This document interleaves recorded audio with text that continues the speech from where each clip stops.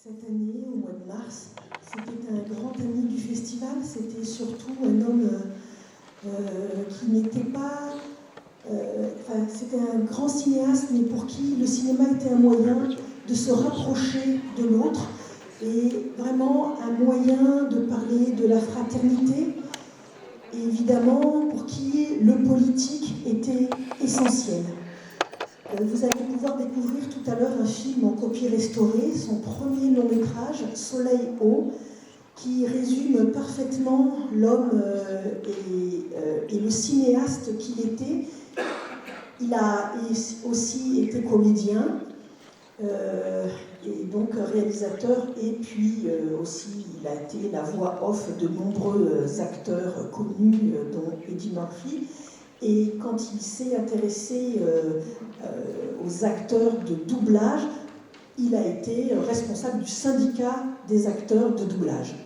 Ce qui montre à quel point, partout où il était, il faisait attention aux autres. Et ce n'était pas quelqu'un qui voulait faire du cinéma africain entre nous, mais au contraire, ce ne sont que des allers-retours pour qu'ensemble, on se connaisse mieux, on s'apprécie mieux et évidemment qu'on fasse moins de guerre. Alors, nous attendons aussi d'autres invités qui sont... Tout le monde est perturbé avec la circulation. Il y a Amobé, je ne le vois pas là dans la salle. Sidiki va arriver tout à l'heure, Sidiki Bakala. Et je voudrais donner la parole d'abord au plus international des cinéastes français, Jean-Jacques Hano, qui va pouvoir évoquer un peu rapidement la mémoire de Maïdondo qu'il a eu la chance de connaître. Bonsoir. Oui, en fait, vous savez, je ne vais pas vous faire un cours sur Maïdondo. Ce que je peux vous dire, c'est que Maïdondo a été quelqu'un qui m'a influencé. Je vous explique. Quand je suis sorti de l'IDEC, c'était aujourd'hui la FEMIS, après avoir fait l'école de Lumière, on m'avait fait signer un papier où j'avais accepté plutôt que d'être bidasse en uniforme, j'avais accepté de faire de la coopération en Afrique. Je n'avais pas la moindre idée de ce que c'était l'Afrique. Pour moi, j'avais lu Tintin et ça me suffisait. Je croyais que j'avais tout compris. Et quand est venu le moment de partir en Afrique, j'ai essayé de me faire réformer, comme tout le monde, et ça n'a pas marché, parce que j'étais déjà jeune réalisateur, et on m'a expédié là-bas pour faire des films, ce qu'on appelait d'éducation de base. En tout cas, peu importe, ce qui a été pour moi un moment inouï dans ma vie, c'est que dès que la porte de l'avion s'est ouverte à Douala, je suis tombé en amour avec l'Afrique. Pour des raisons de surprise. Je ne m'attendais pas du tout à ça. J'ai été totalement charmé. Et chaque jour a été un jour de charme inouï, qui fait que tout à l'heure, je rencontre un camarade, il est né à Yaoundé, je lui demande s'il est Eondo, non, il est Béti, mais c'est quand même pas loin. Et si vous voulez, j'ai été transformé par le continent. Je n'aurais jamais fait les films que j'ai faits si je n'avais pas eu cette émotion et si je n'avais pas eu envie de m'intégrer, de comprendre et d'apprendre de mes amis africains. C'est à tel point qu'il ne s'est pas passé une année sur les 40 dernières années sans que je retourne au moins une fois en Afrique, généralement 2 ou 3 fois. Alors, où intervient Maïdondo là-dedans ? J'étais donc responsable du service cinéma de la République fédérale du Cameroun, à Yaoundé, et il y avait à l'époque assez peu de films africains. Il y avait Selmen Ousmane, qui était considéré comme le pape. Je ne suis même pas sûr que Souleymane Cissé, le cinéaste malien qu'aujourd'hui on appelle l'empereur, était déjà en activité. Mais il y a eu un jour à Yaoundé, un événement, c'est que Maïdondo est venu présenter Soleil haut, et que j'ai découvert un film qui m'avait beaucoup plu.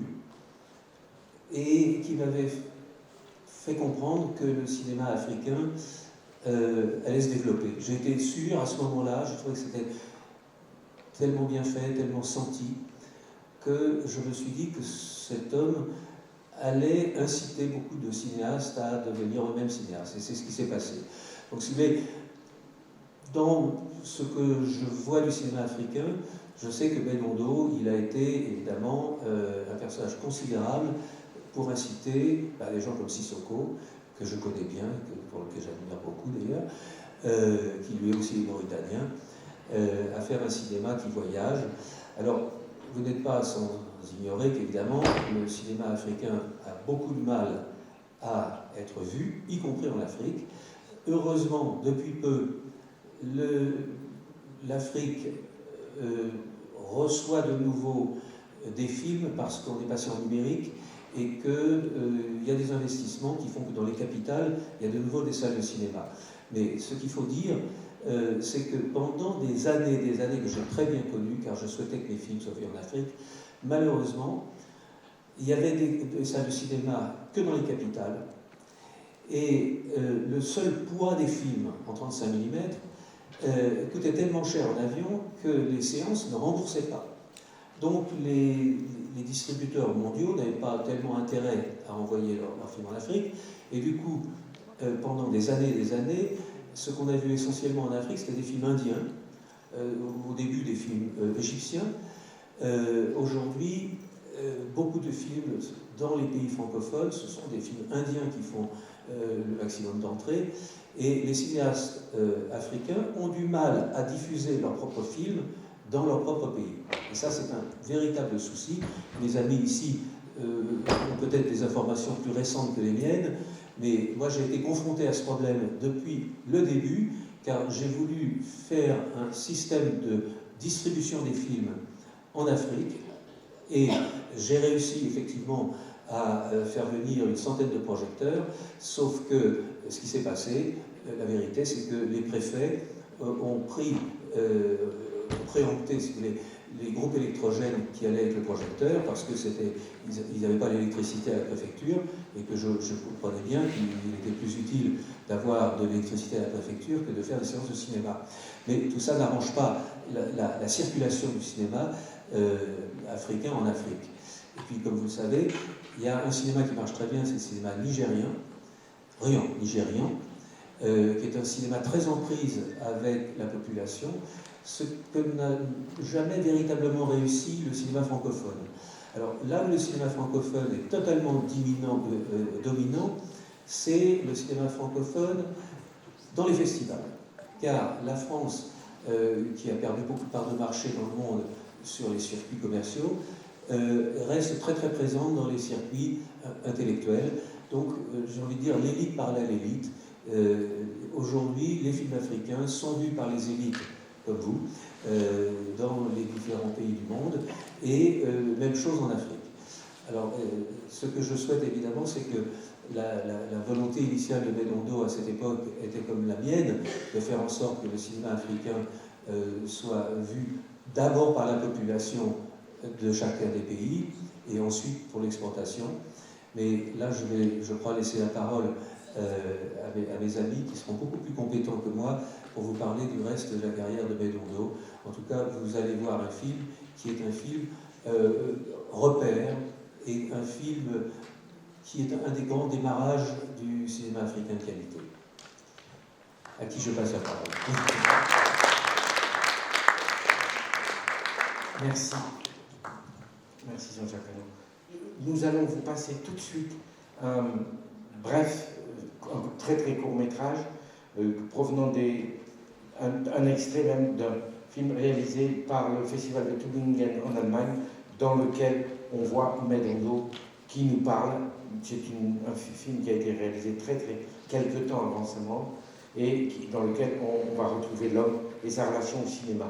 Et après, je présenterai tous les amis qui ont eu la gentillesse de nous rejoindre pour nous parler, chacun à son tour, de Benondo, bien sûr.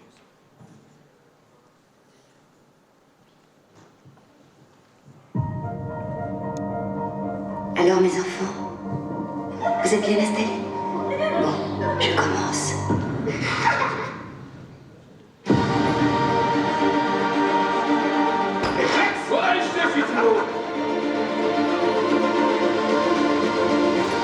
C'est bon ce que tu fais!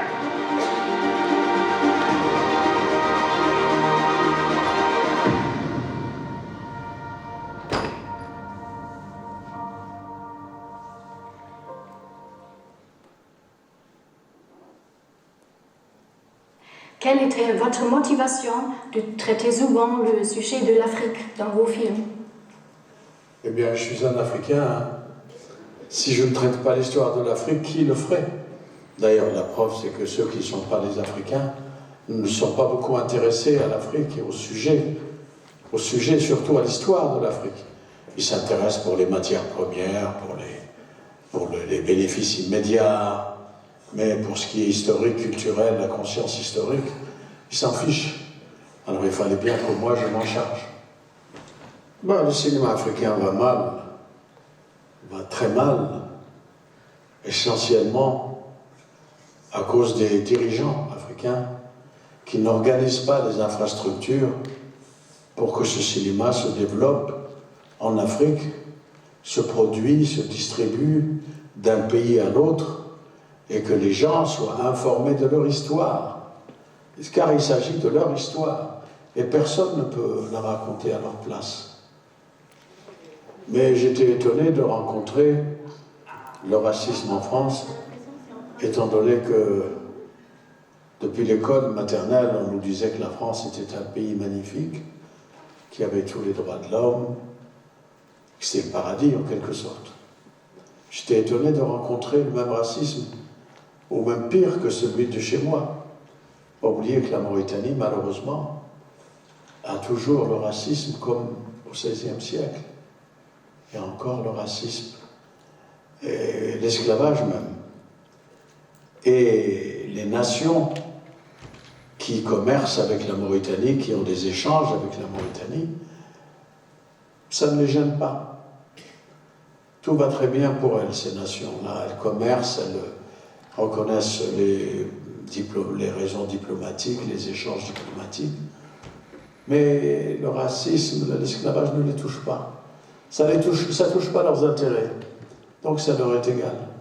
Ben, nous avons une ethnie dont je fais partie, qui s'appelle les Harati, qui sont des Noirs et qui ont toujours été esclaves. De tout temps qu'il y a eu la rencontre entre les Beydans, c'est-à-dire les Blancs arabes et les Noirs, il y a toujours eu ce rapport de maître à esclave. Voilà, et ça, malheureusement, ça se perpétue encore. Ça se perpétue, ça lutte beaucoup de Mauritaniens luttent contre ça. Ils sont très courageux malgré les difficultés, mais ce racisme perdure. Pourquoi avez-vous commencé à faire du théâtre en France, ce temps-là? Ben, c'était le moment où j'étais en France. Je ne pouvais pas le faire ailleurs. Et parce que j'ai rencontré des difficultés dans ma vie de tous les jours, il fallait que je trouve une solution. Une solution de faire de l'art dramatique, du théâtre, pour respirer un peu l'air irrespirable du racisme. J'étais obligé de trouver des moyens de respirer humainement, sans être étouffé par les relents du racisme. Voilà. Il fallait que je trouve le moyen de parler aux indigènes parmi lesquels je vivais et avec lesquels je travaillais, autrement dit les Européens. Il fallait que je leur parle, leur dire que nous sommes des êtres humains, pareil que, après tout, eux, ils ne sont pas apparemment blancs, mais ils sortent du noir, parce que l'humanité, ceux qui ont créé l'humanité, c'est des Noirs.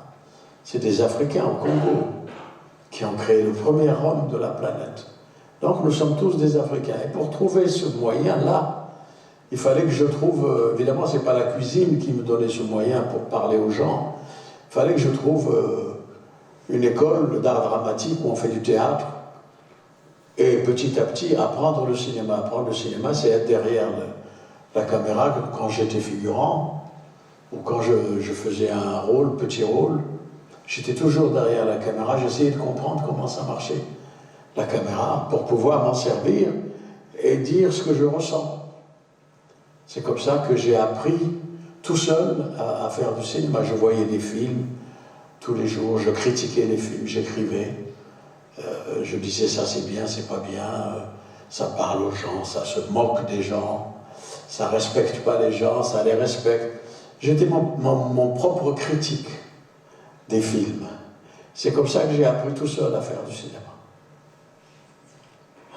La motivation, c'est la conscience, c'est pas la rage. Je crois avoir une conscience historique de ce que je suis, où je suis, avec qui je suis, et j'essaye de vivre ce temps-là avec les gens avec lesquels je vis le moins mal possible.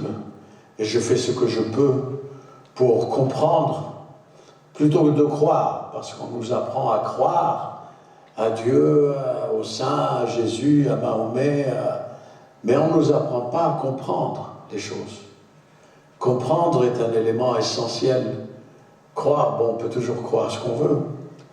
On peut croire au cafard, on peut croire aux animaux, on peut croire à Dieu, on peut croire.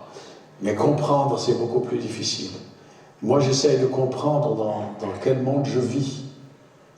Voilà, et c'est ça qui m'intéresse. Et le cinéma étant une arme, une technique avec laquelle on peut faire ce qu'on veut. Le cinéma, vous pouvez vous moquer du monde, vous pouvez faire des films comiques, vous pouvez faire des films de gangsters, de voyous, ou du sang, vous voyez, du sang, des coups de fouet, des coups de... Toujours la violence au cinéma. Ou alors un cinéma autrement plus équilibré, un cinéma qui s'adresse à l'intelligence des hommes et des femmes. À leur intelligence. C'est leur destin en main, c'est à eux de se débrouiller pour faire leur histoire, leur film, personne ne le fera à leur place.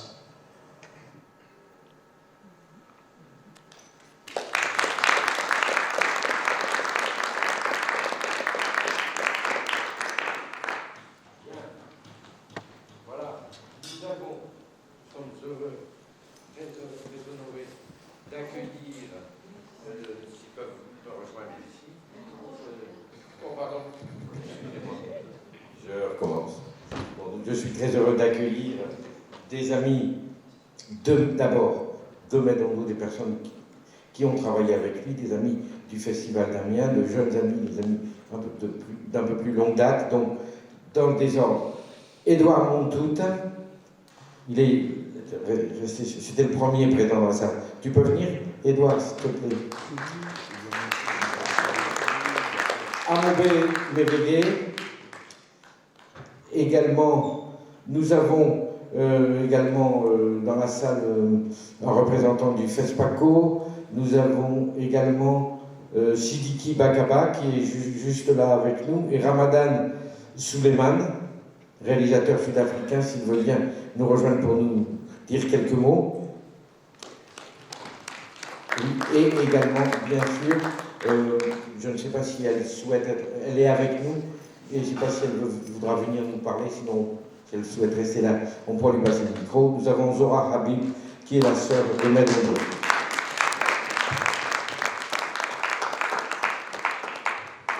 Alors, je ne vais pas vous raconter qui était Medondo, je ne vais pas parler tout de suite, je pourrais donner un peu plus de détails à ceux qui le souhaitent.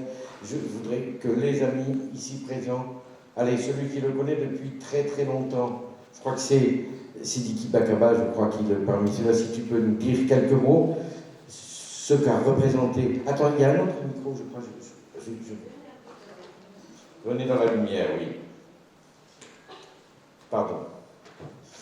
Et, bon, bah, je te passe le micro. Je ne peux pas parler de Med sans revenir un peu en flashback. La dernière édition du FESPACO, 50 ans de FESPACO, j'y étais. Et j'ai eu l'honneur de monter en scène pour remettre le prix d'interprétation. Et puis, après, je suis descendu et j'ai vu le président Paul Kagame monter sur scène pour le Grand Prix. Et c'est à ce moment-là que quelqu'un me dit «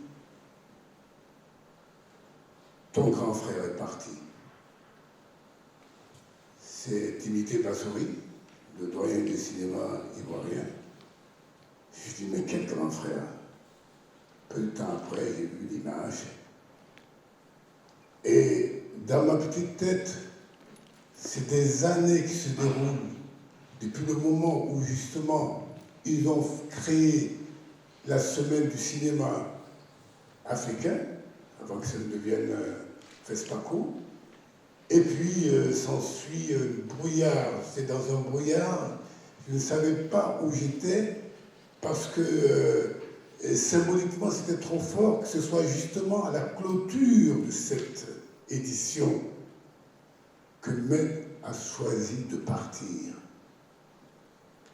Vrai, je venais de parler la veille avec mes élèves que j'ai formés, dans sa logique, ce qu'il est en train de dire par rapport au cinéma, pendant 10 ans, il y en avait 7 qui étaient, comme par hasard, dans des films différents. Je les ai vus me dire, mais notre maître est parti. Ils ne l'ont jamais rencontré, mais j'ai été un peu le porte-parole de Med, et qui aimait souvent m'appeler Dogo. Dogo, ça veut dire petit frère en bambara. Il ne m'a jamais appelé Sidiki, il m'a toujours dit Dogo. Et je l'appelle Koro. Koro, c'est l'aîné, comme vous pouvez imaginer. Ah, je viens parler de Med, c'est cette exigence que j'ai essayé moi aussi de transmettre, que quand tu fais une chose, va jusqu'au bout. Tu gagneras quand tu n'abandonnes pas. Ça, il m'a donné ce souffle. Je l'ai vu à chaque fois que je l'ai vu à Ouaga, assis avec les autres aînés, les Seben, les Vira, Tacheria et d'autres. Et celui qui est à ma droite, mon grand frère qui est là, Jean-Pierre. Et je ne voyais plus rien de Ouaga d'aujourd'hui, je ne voyais plus Ouaga, je voyais que les années FESPACO avec Med et toutes les rencontres, tous les soucis qu'ils avaient de pouvoir faire voir ces films, les distribuer, lutter pour ça. Et il me revient cette intégrité qu'il avait par rapport au 7e art et sa générosité. Je ne peux pas ne pas le signaler, c'est très important. Je vous donne un exemple. Un des films de Seben avait été censuré, il faut dire censuré, et que les films de Seben vont passer au cinéma des cinéastes. Initiative pour permettre justement que ce film qui pendant 15 ans n'avait pas été vu, un certain nombre comme Le Camp Charoy ou bien Chedo, devait passer. Med m'appelle et me dit « Donc j'ai besoin de toi ». J'ai couru, je suis allé à lui. C'était faire quoi? Aller dans les foyers, dans les maisons des étudiants ivoiriens, français, sénégalais, maliens, un peu partout. Voilà, on a passé toute la nuit à aller d'une maison à une autre, de chambre en chambre, pour les inviter à venir voir le cinéma, pour aller voir les films de Seben. Est-ce que tu peux nous parler de la manière dont tu as travaillé avec Med au début, au théâtre ou au cinéma? D'abord au théâtre, en radiophonique. Parce que j'ai connu Med d'abord par les oreilles, la voix. L'ORTF faisait à l'époque des concours qu'on dit concours de théâtre qui passaient. Et ils étaient avec d'autres comme Bachir Touré, Douta Seck, Robert Lianson et autres. Et c'était tellement magnifique que je me suis dit, mais est-ce qu'il est possible d'atteindre une telle perfection? Parce qu'avant, je n'écoutais que Gérard Philippe et Jean Villard, et c'était, il n'y avait pas de vidéo, c'était des vinyles. Et j'ai été fasciné parce que entre chaque pièce de théâtre, le générique, il y avait Medondo. Mais je ne pouvais pas le repérer. Parce qu'il avait cette capacité de se transformer, même au niveau de la voix, de donner autre chose. C'est-à-dire, pour moi, c'était des leçons déjà de théâtre. On n'avait pas de vidéo. Et quand je viens en France pour mes études, évidemment, je cherche enfin à voir Medondo, qu'on ne voyait que des photos dans Bingo. Il n'y avait pas d'autres médias. On avait Bingo pour voir leur tête, à quoi ils ressemblaient. Et voilà comment je rencontre Med. Et il m'amène à la radio. Je lui ai fait ma première radio, évidemment, tout en tremblant avec le micro. Et il me tenait l'épaule comme ça. Vas-y, vas-y. Et j'ai fait ma première radio. Après, il m'a amené dans une salle de post-synchronisation et je le regardais travailler. Je me dis, est-ce que je vais y arriver? En fait, oui, il faut que tu y arrives. Je lui pose la question quand on sort. Il dit, non, t'inquiète pas, il suffit de le vouloir, tu vas le faire. Et il m'a dit, il faut que tu aies des ambitions. Et il m'a cité ce proverbe chinois que l'ambition doit être comme l'océan sans limite. Bon, je ne comprenais pas grand-chose de tout ça. De toute façon, moi, ce qui m'intéressait, c'était de le voir travailler et de l'accompagner. Et j'étais inscrit à l'université du théâtre, mais je crois que celui avec qui j'ai appris le plus mon métier, c'est Med. Et cette capacité de métamorphose.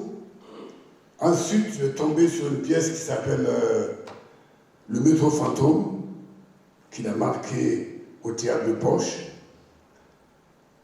Voilà, pour moi, je crois que j'ai un maître, j'ai eu un maître et un frère.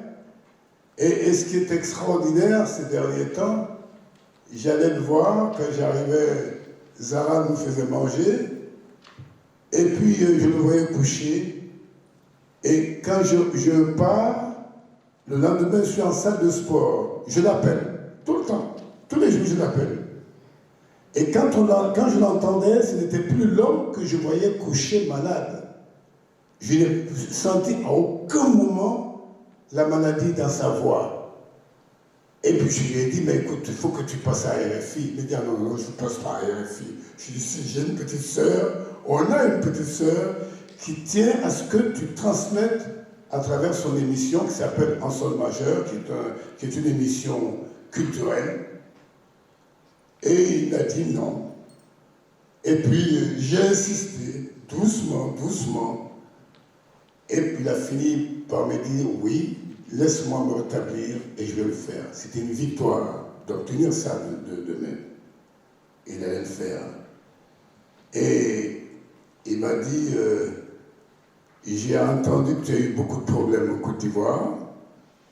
Oui, la crise, je suis arrivé sur civière, enfin, je ne vais pas rentrer dans ces détails.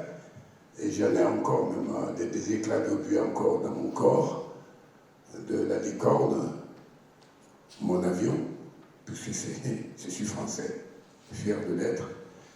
Et ce que je veux quand même dire aussi, comme hommage, je crois que si l'Académie française devait rendre le son à la langue française, Med a fait du français quelque chose d'autre. il a apporté sa touche. Et c'est vrai qu'il peut parler comme un paysan africain, il peut parler comme un arabe, il peut parler comme... le français, c'était ça. Et tu veux évoquer, excuse-moi le terme, tu veux évoquer le travail de doubleur. Ah oui, c'est ça, de doubleur. Dans le cinéma français. Dans le cinéma français, d'une part, mais surtout la beauté de la langue française. Il m'a donné l'amour de cette langue parce que je la parlais, elle était livresque, comme nous tous dans nos villages quand on apprend le français. Mais en fait, une langue comme sa langue maternelle, c'est grâce à lui. Mais si je vais t'interrompre, oui. Parce que ce que tu dis est passionnant, mais il y a un film à programmer, on ne va pas te le dire, et nous avons de nombreux amis et invités qui pourraient peut-être parler et donner leur approche aussi sur Med. C'est possible? Oh oui, c'est possible. Je vais passer à mon petit frère, parce que je dis si on veut en parler, on est là aujourd'hui jusqu'à demain. Oui, non, mais...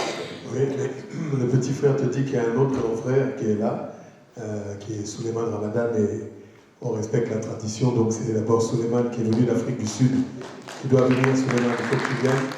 Souleymane Ramadan, qui est un très très grand cinéaste, et qui est, je pense, pour la postérité, le premier cinéaste négro sud-africain, et qui est un enfant, un fils de Medondo. Bonsoir. Moi, mon parcours avec Med, ça a commencé en 85, quand je suis venu en France pour faire un stage de cinéma. J'ai eu la chance de rencontrer un autre cinéaste qui s'appelait Jean-Patrick Lebel, et c'était lui qui m'a introduit à Medondo. C'était aussi l'époque que Medondo faisait Saraounia. Et j'étais stagiaire avec lui, c'est comme ça que j'ai rencontré Med. Donc au début, il était mon maître. Au fur et à mesure, j'ai devenu son assistant dans Lumière Noire et d'autres films. Mais doucement, et il m'a appris comment préparer quand tu fais un tournage en tant que réalisateur, comment on se prépare. Et il me disait aussi que si vous êtes noir, vous devrez travailler 10 fois plus. Je tiens toujours ce qu'il me disait. Il faut travailler 10 fois plus qu'un Français, qu'un Américain, qu'un Anglais. Parce que chaque fois, on vous regarde, on regarde votre œuvre, on cherche toujours les erreurs quand on voit un film africain. Donc il m'a dit, il faut qu'on travaille. Mais les anecdotes, on était ensemble en Argentine et je me rappelle que pour la première fois de l'Afrique du Sud, je voyageais en business class. Quand je suis arrivé en Argentine, 3 jours avant notre départ, parce qu'on devrait rentrer en France ensemble, je me suis rendu compte que Med avait eu un billet en classe économique. Et je ne lui ai pas dit que moi je suis en classe business. Je suis allé derrière lui au bureau pour lui dire que le maître, lui, il est en classe économique, vous allez avoir des problèmes. C'est aussi la honte pour moi. Soit vous lui donnez mon billet, et moi je prends sa place en classe économique, mais je ne peux pas supporter qu'il soit derrière moi. Et je suis donc, ils m'ont dit, donnez-nous un jour, on va trouver des solutions. Et 2 jours avant notre départ, ils sont venus pour lui rendre son billet. Donc lui, il a demandé, mais Et à Beau, j'ai un billet business et lui Ramadan. Il faut lui donner aussi. Il faut lui donner aussi. Et donc voilà, c'était ça notre relation. Mais un moment en Argentine, je ne sais pas, on a eu des petits conflits et je lui dis, Ahmed, pourquoi tu te portes comme un sauvage? Et il m'a regardé, il m'a dit, tu dis que je suis sauvage? J'ai dit, mais tu n'as pas dit ça, j'ai dit, tu te portes. Il m'a regardé, il est parti 10 mètres. Il m'a regardé, il m'a dit, Savage, c'est toi, Savage. C'est depuis ces jours-là, mais on s'appelle sauvage. Donc, chaque fois que j'arrive à la maison, c'est toujours Savage, Savage, voilà. Le Savage pour moi n'est plus, il est parti. Donc, c'est ça notre expérience entre moi et Med. Et le plus dur, je devrais produire son dernier film, Toussaint l'ouverture. Nous avons beaucoup galéré depuis 5 ans. Je suis allé à Los Angeles avec lui pour rencontrer les acteurs américains comme Dennis Haysbert, qui devrait jouer le rôle principal. Et donc voilà, on a tout fait. Amobé, il connaît mieux l'histoire. Et voilà. La dernière fois, c'était le mois de novembre dernier, quand je suis arrivé à la maison, il était allongé et il m'a regardé. C'est tout de suite, j'ai vu qu'il y a quelque chose qui n'allait pas. Il n'était pas à la porte, comme d'habitude, parce que souvent, il est à la porte pour me recevoir. Ces jours-là, je n'ai pas entendu Savage. Savage n'était plus. Et quand j'ai vu, j'ai resté aussi des jours. Et il m'a regardé, il m'a dit, tu ne restes pas longtemps? J'ai dit non, je dois partir. Et voilà, il me disait que je m'ennuie, j'attends faire mon film. Et je savais que Med n'était plus le même Med que je connaissais. Et c'est vrai qu'en janvier, Zahara, elle m'appelle pour me dire que Med il est à l'hôpital. Je suis revenu et Med n'était plus la même personne qu'on a connue. Voilà. Donc, Toussaint l'ouverture, Inch'Allah, on le fera avec Amobé, j'espère. Et voilà. Amobé, vous voulez? Bon, je ne vais pas demander à Edouard, je perds la voix, quel âge il a, parce que si on fait le droit d'aînesse, on va dire que tu as 2 ans et demi, comme ça je parle maintenant. C'est très difficile de parler de Medondo, parce que, et très émouvant aussi, parce que je découvre que de génération en génération, nous avons le même lien avec lui. Moi, j'ai d'abord connu Medondo comme des millions de gens, parce que j'ai été subjugué par la puissance et la magie d'une voix. On passait son temps à imiter un type qui faisait Eddie Murphy, qui faisait un noir au lycée de pied, mais c'est l'adopté, quoi, t'as jamais vu pour Guilbès? Il a inventé un style, et on se disait, mais qui est ce type? Qui est ce type qui double les Africains américains, qui invente un style qui magnifie, qui fait que la version française est meilleure que la version originale? Ben disait toujours que c'est à l'aveugle que les Américains m'ont choisi, mon fils. J'ai envoyé une cassette, et c'est Dubbing Brothers de Walt Disney qui a dit « Nous voulons cette voix », alors que les studios français l'avaient relégué au canal grec. Et Medondo, c'est d'abord une voix, et ça me touche de voir que tu l'as d'abord connu toi comme quelqu'un du théâtre. Je vais faire très court, parce que je sais que vous avez un film à voir, Moi, j'étais un jeune étudiant qui avait plein de rêves de faire du cinéma. Je suis arrivé à Paris 8. J'ai fait une licence d'éthique cinématographique. En parallèle, j'ai fait le Conservatoire libre du cinéma français. Je suis sorti avec un premier prix en mise en scène. J'ai écrit un premier moyen-métrage que j'ai tourné. J'ai écrit un long-métrage et j'ai produit des émissions de radio et de télé. Et j'étais toujours fasciné par ce personnage dont je savais qu'il souffrait pour faire des films. C'est comme ça que j'ai rencontré Med, en décidant de l'aider. Du premier jour où je l'ai rencontré, j'ai été happé par son esprit, par l'esprit d'un enfant d'Afrique qui est parti du bas peuple. Med disait toujours qu'il est devenu un intellectuel par effraction. Il s'est construit tout seul, c'est-à-dire qu'il a traversé le désert, il est arrivé comme Sam Ben Ousmane à Marseille, il a commencé à être docker, puis cuisinier, et ensuite il a pris des cours.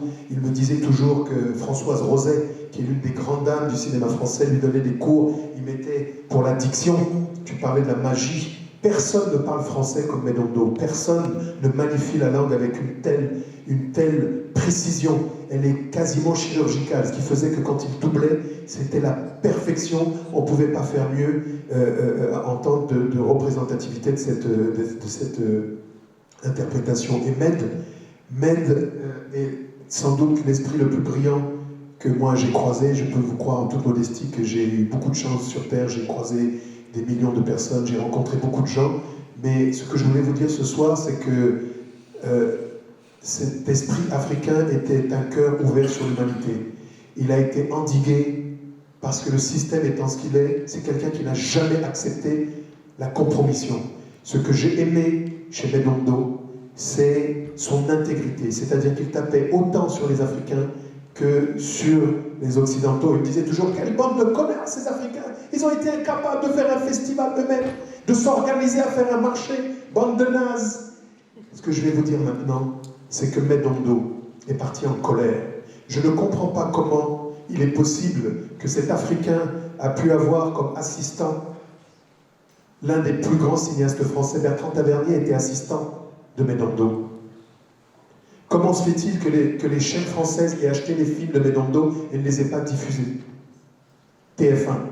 J'ai eu l'occasion de parler devant le président Macron et de lui demander s'il était normal que ce soit Martin Scorsese qui envoie une lettre à Zara, à qui je demande vraiment de rendre hommage parce que ça a été des années de sacrifice, de combat, parce que pour faire un film, c'est des crises cardiaques. Moi, j'étais comme vous au téléphone, tous les jours au téléphone avec Med, en train de sentir comment ce type qui n'a pas tourné depuis 17 ans. Comment se fait-il que c'est Martin Scorsese qui envoie une lettre pour dire que votre père, votre frère était l'un des 10 cinéastes classiques de l'histoire du cinéma, Martin Scorsese. Nous avons la lettre, un jour peut-être nous la verserons aux archives de l'humanité. Je n'ai jamais vu quelqu'un avec une telle sensibilité qui, lorsqu'il parlait du peuple italien prolétaire, il pleurait. Il parlait des films d'Ettore Scola, il pleurait. Comment se fait-il que Costa Gavras, président de la Cinémathèque française, ait refusé de lui offrir une rétrospective, alors que Medondo a joué dans les films de Costa Gavras? Pour résumer, un esprit magnifique. Le premier afro à avoir, dans un film, réuni toutes les sensibilités d'ascendance afro. Parce que, grâce à lui, j'ai pu rencontrer les Melvin Van Peebles, j'ai compris ce que c'était que le cinéma afro-américain, depuis Oscar Micheaux jusqu'à Spike Lee, en passant par les nouvelles générations. Mais Medondo est le premier personnage de l'histoire qui, dans son film, met des Caribéens avec des Africains. Un Afro-Américain faisait des films avec des Afro-Américains. Tu m'interromps si je me trompe. Les Africains faisaient des films avec des Africains. Medondo a été le premier à réunir toutes les sensibilités. Donc, vraiment, vous dire que c'est d'abord un esprit incroyable que nous avons perdu parce que nous travaillions sur son film, le dernier, Toussaint l'ouverture, et chaque fois que j'arrivais, je voyais Med en train de relire l'histoire de France, la Révolution française, Toussaint l'ouverture, Dessalines. Je ne connais aucun intellectuel français, y compris les Finkielkraut, qui auraient pu tenir la rampe face à Medondo pendant 2 minutes. Intellectuellement, je ne connais... Non, mais parce que c'est le haut du pavé, paraît-il, mais je ne connais que très peu de gens qui pouvaient se hisser à la cime de cet enfant du peuple, de l'humanité, qui voulait tout simplement faire des films.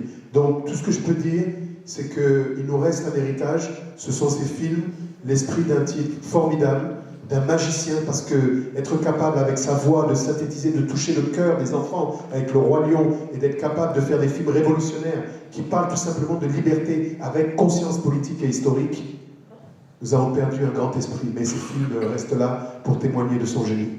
Merci. Merci. Je voudrais simplement préciser que le film Delcourt, c'est pas pour moi de ces intellectuels dont je revendiquerai, je ne crois pas si intelligent que ça. Non, pour personne, je crois. Voilà. C'est vachement difficile de passer après autant de passion, merci. Vraiment, mais effectivement, alors moi je l'ai très peu connu juste sur un film où il faisait mon père, sur un film de Pascal Estimus qui s'appelle Antille-sur-Seine, et moi je suis pas tellement facile sur un long métrage, je suis toujours un peu insatisfait, un peu énervé comme ça, donc je me calme avec l'âge. Lui non. Non, t'as raison, le mec était énervé, il me faisait peur, Mais comme il était réalisateur, je crois qu'il avait promis à Pascal de ne pas se mêler de direction, de ne pas se mêler de trucs. Donc il disait rien. Donc des fois on jouait, mais bon, c'était une comédie, tu vois, un petit peu, qui se voulait un peu sociale, enfin pas vraiment, puis c'était les Antilles, bon voilà quoi. Donc il disait rien, mais des fois je faisais des trucs, puis je le regardais, puis il n'était pas tellement content de ce que je faisais, puis il faisait juste ça. Et je regardais, ça va, dis-moi. Voilà. Donc je reprenais mon truc.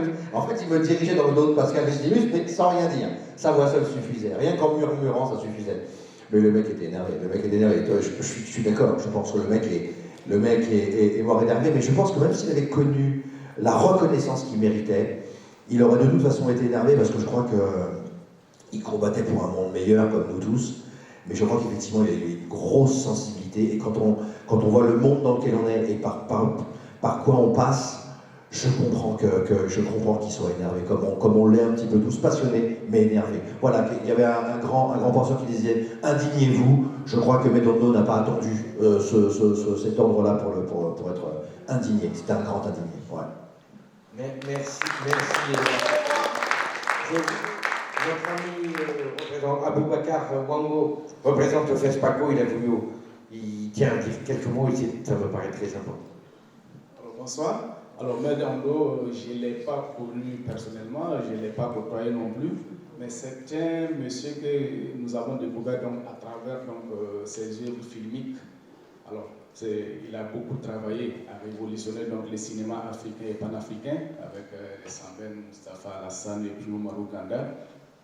Alors, l'une de ses plus belles œuvres, c'est donc le film Sarawinien, tourné en 1986, et il a remporté donc les Talons d'or de Yenega en 1987 au FESPACO. Alors, les Talons d'or de Yenega, c'est la plus grande distinction honorifique qui récompense donc le meilleur film de fiction, long métrage, alors pendant le FESPACO, au palmarès officiel. Alors, il a laissé derrière lui un riche patrimoine cinématographique. Alors, beaucoup d'œuvres à découvrir. C'est vrai qu'en Afrique, nous avons des problèmes de diffusion, de projection de films avec les rares salles de cinéma qui existent. Donc, c'est l'occasion d'ailleurs pour moi de féliciter et remercier le Festival de Amiens qui a travaillé donc en partenariat avec la Cinémathèque africaine pour que nous puissions voir ici beaucoup de films qui ont été restaurés. Voilà, beaucoup de films, des icônes africaines qui ont été restaurées et projetées ici. Oui? Oui, merci, Ramon Keta, merci beaucoup. Alors, je suis en collaboration avec la Fédération panafricaine des cinéastes qui ont travaillé donc à la restauration de toutes ces œuvres cinématographiques. Alors, donc c'est ce que je voulais dire sur le monsieur, que je n'ai pas connu personnellement, mais que nous découvrons toujours à travers les œuvres qu'il a laissées. Bon, et malheureusement, il a tiré sa référence le 2 mars 2019 à la cérémonie officielle de clôture du festival. Il est parti, bon, il a laissé derrière lui vraiment un riche patrimoine cinématographique à découvrir. Merci. Merci Avant de lancer Soleil Haut, je voudrais simplement rappeler que demain après-midi, vendredi 22, donc à 16h30, au Ciné Saleux, sera projeté Sarawinien, donc le film qui vient juste d'être évoqué et qui parle de la Jeanne d'Arc, entre guillemets, africaine, s'il fallait la comparer à un personnage européen, qui est la résistante à la fameuse et terrible colonne Voulet-Chanoine qui a massacré des gens et des villages au début de la colonisation française du Burkina, et à l'époque de la Haute-Volta, mais aussi du Niger en particulier. Voilà, donc le film de Soleil-Yo, qui est un film qui a vraiment beaucoup compté dans le cinéma des années 70, puisqu'il a commencé et qui ne doit rien à mai 68.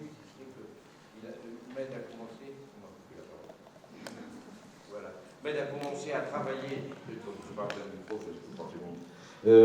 a commencé à travailler sur ce film au tout début des années 60 et il l'a porté à bout de bras et aussi bien financièrement que professionnellement parlant, et on retrouvera dedans des acteurs importants comme Jésip Légitimus et son autre frère qui était Théo également, et Robert Liansol, l'un des grands acteurs du cinéma antillais, et c'est exactement ce que Amobé disait tout à l'heure, et d'autres noms. Voilà. Plus de discours. Pardon? Daniel Bourgman, vous devez connaître son voisin. Bien sûr, oui. L'aide qu'il a apportée aux Antillais particulièrement. Il a embauché tout ce qu'il pouvait embaucher aux Antillais quand il pouvait tourner. Et il a énormément aidé Daniel. Il a aidé Sankofa, le film. Sankofa, il est parti aux États-Unis s'occuper de cette affaire. Il a été très... il m'a poussé chez Puter, c'est lui qui m'a introduit à côté de Sacha Puter. Lui et Robert Nozor, ils ne se quittaient jamais. Robert Nozor et Mélenchon, ils ne se sont jamais fâchés. Ils sont toujours restés très proches l'un de l'autre jusqu'au bout. Et proches de quelques rares personnes comme moi-même qui rencontré quelquefois. Mais je l'ai beaucoup appelé, c'est des clients des témoins, puisque en appelant, je disais à Sidiki, j'ai appelé Med, voilà l'état. Et j'essayais d'avoir Saint-Michel pour faire une rétrospective de ces films. Il me disait, mais je ne pouvais pas les voir, parce que je suis trop malade. Bien, merci. Et donc, nous allons lancer la projection de Soleil-Yo. Merci. Merci à tous nos invités de nous avoir rejoints. Désolé si on a été obligé de raccourcir.